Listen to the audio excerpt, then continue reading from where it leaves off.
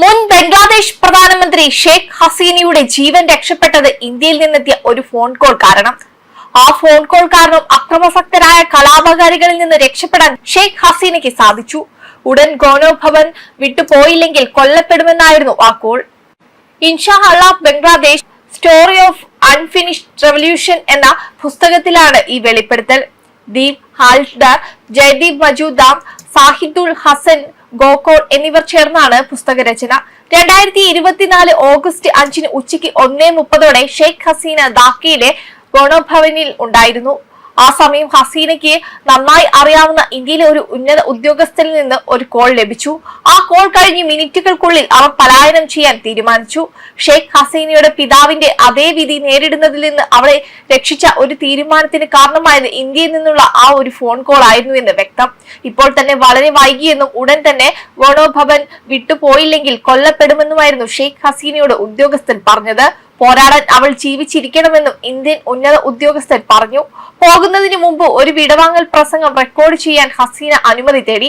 പക്ഷേ അക്രമാസക്തരായ ജനക്കൂട്ടം ഗോണോഭവനിലേക്ക് ഇടിച്ചു കയറാൻ പോകുന്നു എന്ന് ഭയന്ന് അവരുടെ സുരക്ഷാ മേധാവികൾ ആ അഭ്യർത്ഥന നിരസിച്ചു. തുടർന്ന് ഷെയ്ഖ് രഹാന തന്റെ സഹോദരിയെ ഹെലിപ്പാഡിലേക്ക് കൊണ്ടുപോയെന്നാണ് റിപ്പോർട്ട്. വസ്ത്രങ്ങൾ അടങ്ങിയ 2 സൂട്ട്കേസുകൾ മാത്രമാണ് അവർ കൈവശം വെച്ചിരുന്നത്. ഉച്ചയ്ക്ക് 2:23 ഗോണോഭവനിൽ നിന്ന് ഒരു ഹെലികോപ്റ്റർ പറന്നുയർന്ന് 12 മിനിറ്റിന് ശേഷം തേജുഗാവ് വ്യോമതാവളത്തിൽ ഇറങ്ങി.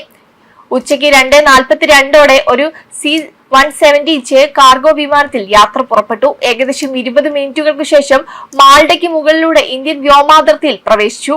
വൈകുന്നേരത്തോടെ വിമാനം ദില്ലിക്ക് അടുത്തുള്ള ഹിൽഡൻ എയർബേസിൽ ലാൻഡ് ചെയ്തു. ഇന്ത്യയുടെ ദേശീയ സുരക്ഷാ ഉപദേഷ്ടാവ് അജിത് ഡോവൽ അവിടെ കാത്തുനിന്നിരുന്നു.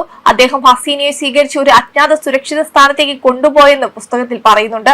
അതേസമയം 1971 ബംഗ്ലാദേശ് വിമോചന സമരത്തിൽ മരിച്ചവരുടെ കുടുംബങ്ങൾക്കുള്ള 30% സർക്കാർ ജോലിയിലെ സംവരണം പുനരാരംഭിക്കാനുള്ള ഹൈക്കോടതി ഉത്തരവിന് പിന്നാലെയാണ് വിദ്യാർത്ഥികൾ പ്രതിഷേധവുമായി രംഗത്തിറങ്ങിയത്. 2018 എടുത്തുകളഞ്ഞ സംവരണം തിരികെ കൊണ്ടുവരാനുള്ള നടപടിക്കെതിരെ ധാക്ക ഉൾപ്പെടെയുള്ള നഗരങ്ങളിലെ 100 കണക്കിന് യൂണിവേഴ്സിറ്റി വിദ്യാർത്ഥികളാണ് തെരുവിലിറങ്ങിയത്. ഇതിനിടെ ഹൈക്കോടതി ഉത്തരവ് സുപ്രീം കോടതി താൽക്കാലികമായി റദ്ദാക്കിയെങ്കിലും പ്രതിഷേധം തണുപ്പിക്കാൻ സാധിച്ചിരുന്നില്ല. ഇതിന് പിന്നാലെ ഹസീന രാജിവെക്കണമെന്ന ആവശ്യമായി പ്രതിഷേധക്കാർ പ്രക്ഷോഭം കടുപ്പിക്കുകയായിരുന്നു. സംവരണ വിരുദ്ധ പ്രക്ഷോഭകരും ഹസീനയുടെ നേതൃത്വത്തിലുള്ള അവാമി ലീഗ് പാർട്ടിയുടെ വിദ്യാർത്ഥി സംഘടനയും നേർക്കുനേർ എത്തിയതോടെയാണ് പ്രക്ഷോഭം രക്തരൂക്ഷിതമായത്. വിദ്യാർത്ഥി പ്രക്ഷോഭം അക്രമാസക്തമായതിനെ തുടർന്ന് നിരവധി പേർ മരിക്കുകയും 100 കണക്കിന് ആളുകൾക്ക് പരിക്കേൽക്കുകയും ചെയ്തിരുന്നു. പോലീസുമായും ഭരണകക്ഷി പ്രവർത്തകരുമായും പ്രതിഷേധക്കാർ ഏറ്റുമുട്ടുകയായിരുന്നു. പ്രധാനമന്ത്രി ഷെയ്ഖ് ഹസീന രാജിവെക്കണമെന്ന് ആവശ്യപ്പെട്ട് നടന്ന പ്രതിഷേധം അക്രമാസക്തമായതോടെ 10,000-കണക്കിന് സമരക്കാരെ പിരിച്ചുവിടാൻ പോലീസ് കണ്ണീർ വാതകം പ്രയോഗിക്കുകയും സ്റ്റൺ ഗ്രനേഡുകൾ ഉപയോഗിക്കുകയും ചെയ്തിരുന്നു. വെബ് ഡെസ്ക് കർമ്മ ന്യൂസ്.